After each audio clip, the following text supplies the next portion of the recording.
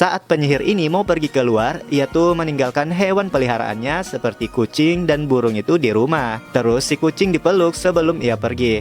Tapi tanpa penyihir itu sadari, kucing ini tuh mengambil tongkat sihir milik si penyihir dan mulai berantem lagi dengan si burung karena yang kita tahu mereka tuh tidak pernah akur guys, dan saling berantem hingga rumah si penyihir menjadi berantakan deh. Wah, parah banget ya guys. Kira-kira gimana nih tanggapan si penyihir terhadap hewan peliharaannya itu? Apakah dia bakal marah atau kira-kira enggak? Oke guys, mungkin kalian boleh komen di bawah ya, marah atau tidak. Oke?